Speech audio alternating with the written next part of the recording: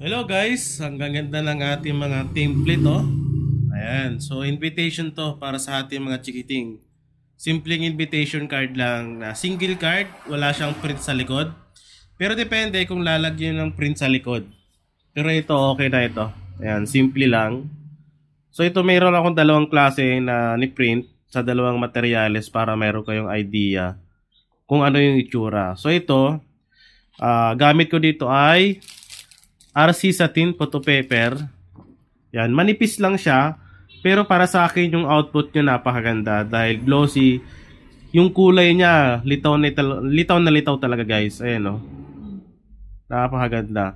So ang print nito ay glossy, standard lang. So standard lang to. Pera pa kung naka-high yan, di ba? So napakaganda pa niyan. Glossy photo paper. Tapos yung print niya standard lang. Ayan o, napakaganda niya. Pigment Koyi ang gamit ko. Ang gamit kong printer ay L3210. Okay? Ayun no, napaganda. So, apat siya sa isang A4. Pero naman pwede siyang lakihan para mas malaki. Pero yung ganyan para sa akin okay na. Kasi single card lang naman siya at simple lang. Okay, meron din tayo isa pa dito na pinrint. Apat din. So, ang materialis nito ay no back print photo paper 200 GSM. Pigment Koyi din yan.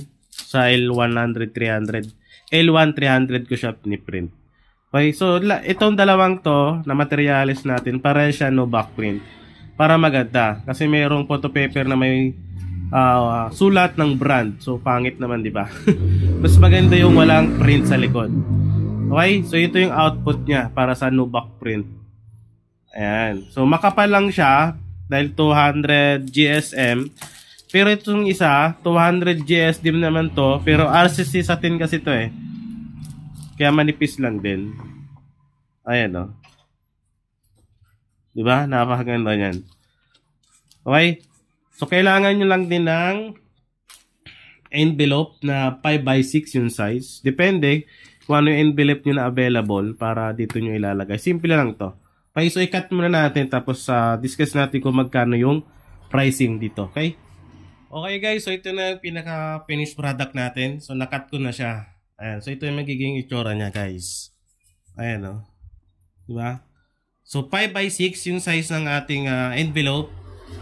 So dito, depende sa inyo kung gaano kalaki. Basta magsakakasya dito sa envelope. Okay?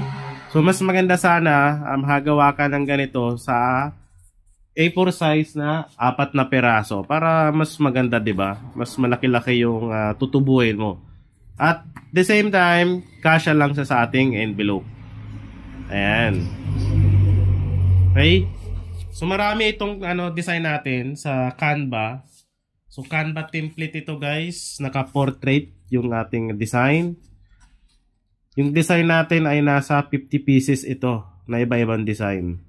Okay, Canva editable yan. So, ma-edit mo yun sa Canva. Ayan. Simple lang ito na invitation, pero pwede na. Pag mayroon nagpagawa sa inyo, pakita nyo lang yung mga sample na gagawin nyo para makapili sila. Ayan o, napakaganda. Ayan. Okay? Ayan. So, ito naman yung sa ating no back print na photo paper. So, ang presyo nito guys ay nasa 25 pesos bawat isa. Okay? 25 pesos bawat isa yung presyo 1. Pwede mong gawing 30. Ayan. Kung may kasamang sticker. Okay?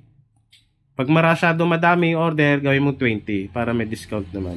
Pinaka-fixed price na niya ay 25. Ayan. So, malaki naman ang tutubuhay mo dyan. Okay? Ayan. Ayan o. Ganda. At ito naman guys, yung template natin sa Canva. So, na-edit sa Canva guys. Ayan. So, marami ka pwedeng pagpilian dito. Nasa 50 plus ito na ready-made na design. I-edit mo lang yung pangalan. At pwede mo rin lagyan ng picture nung celebrant. Ayan o. Madami ito. 50 pieces na. I-edit mo na lang. Okay, so 100 pesos lang to guys. Lahat-lahat na itong template natin sa Canva. Portrait siya na invitation card. Ayan. So, pwede nyo siyang i-edit re-edit. Nasa sa inyo yan kung anong klaseng design pa yung dadagdag nyo. At least marami silang pagpipilian. 50 pieces na yan. Okay, no? Sulit na yan sa 100 pesos. Okay, message lang sa mag-a-avail ng ating invitation card na portrait na design. Okay? Ayan, no? Yan. So, message lang guys sa mag-a-avail.